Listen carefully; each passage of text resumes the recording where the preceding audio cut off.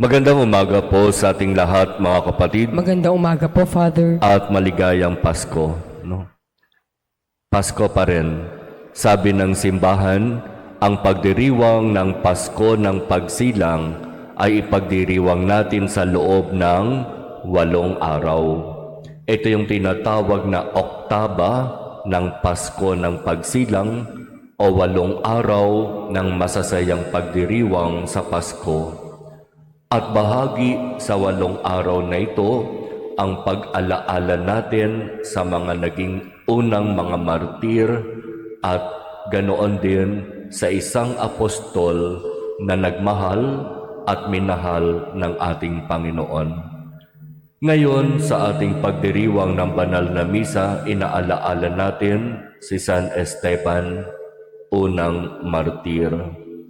Siya ay nag-alay ng kanyang sariling buhay alang-alang kay Jesus. Malinaw sa kanya ang kanyang ginawa at itong kanyang ginawa ang nagsilbing halimbawa sa mga unang Kristiyano at maging hanggang sa atin sa panahon ngayon. Si San Esteban ay nagtuturo sa atin na sa harap ng matinding pag-uusig, sa harap ng matinding pagtuligsa at maging kamatayan, matuto tayong manalangin para sa mga taong umuusig sa atin. Sila na gumagawa ng hindi maganda sa atin. Sila na dahil sa kanilang pagiging makasarili o sa kung ano pamang dahilan ay gumagawa ng hindi maganda sa atin. Lalo na nagsasalita ng mga salitang walang katotohanan tungkol sa atin. Sabi ni San Esteban, ipanalangin natin sila. Kaya nga, sa halimbawa ni San Esteban, habang siya ay binabato at halos unti-unting namamatay, naghihingalo, ipinagdasal niya ang mga taong gumawa noon sa kanya.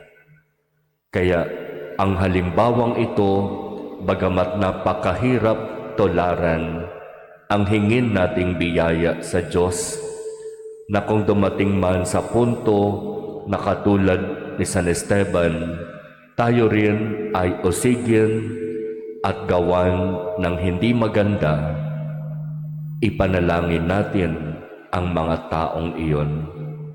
Huwag nating itanim sa ating mga puso ang anumang sama ng loob, anumang galit, sapagkat iyon ay hindi makatutulong upang tayo ay pagpalain at kalugdan ng Diyos. Ang halimbawang ito ni San Esteban ay halimbawa rin na itinuro ng ating Panginoon nung siya ay nakapako sa krus at naghihingalo. Ipinagdasal niya ang mga taong nagdala sa kanya sa krus. Ipinanalangin ng ating Panginoon ang mga nagpahirap, ang mga tumuligsa, ang mga umusig, ang mga nagsalita ng mga salitang kasinungalingan patungkol sa Kanya.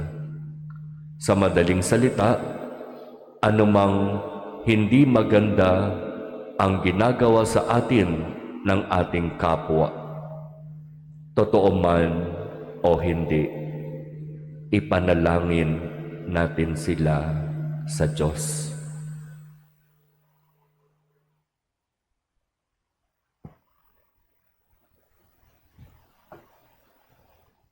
Amen.